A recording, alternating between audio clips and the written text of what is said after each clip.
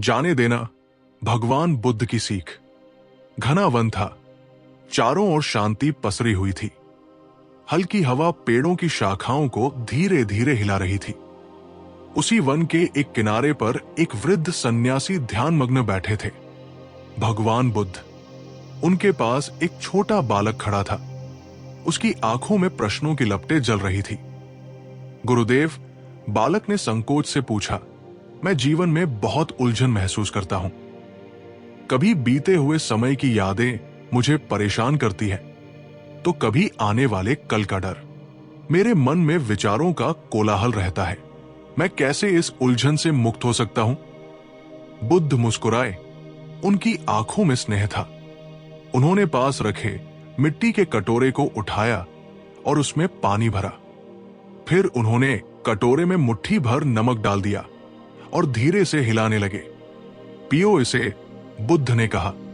बालक ने पानी का एक घूंट लिया और तुरंत ही मुंह बना लिया। गुरुदेव, ये तो बहुत खारा है, बुद्ध मुस्कुराए। फिर उन्होंने वही बचा हुआ नमक पास ही एक झील में डाल दिया।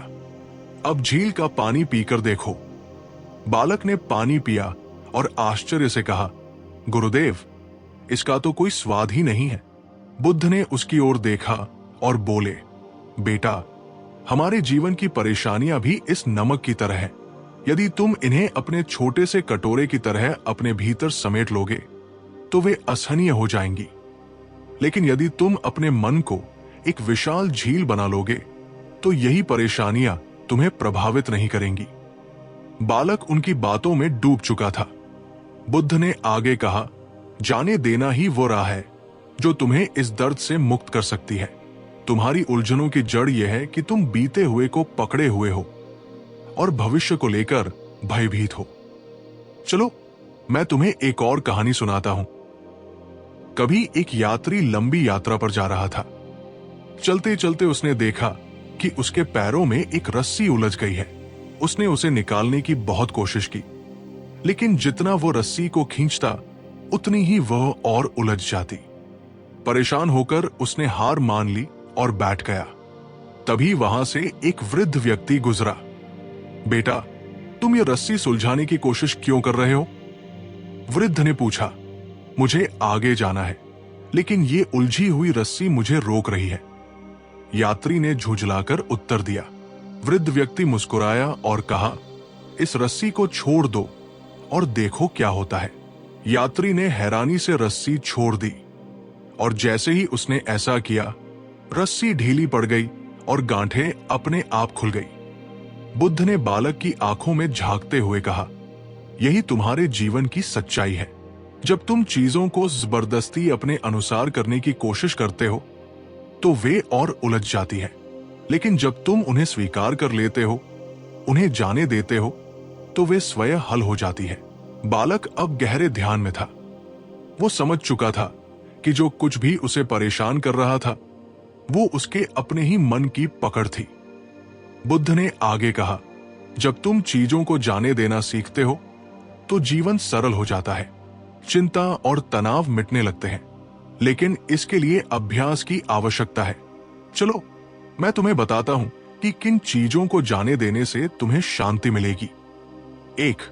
भूतकाल की यादें। बीती गलतियों को पकड़कर रखने से केवल दुख मिलेगा। उनसे सीखो, लेकिन उन्हें जाने दो। 2. भविष्य की चिंता। कल क्या होगा, इस पर नियंत्रण नहीं है। केवल वर्तमान को संभालो, बाकी सब सहज होता जाएगा। 3. लोगों की अपेक्षाएं। हर कोई तुम्हारी तरह नहीं सोचेगा, उन्हें उनके तरीके से स्वीकार करो। 4. असफलता का डर। असफलता अनुभव देती है और अनुभव सफलता की नींव होती है। 5. स्वयं के प्रति कठोरता। खुद को माफ करना सीखो।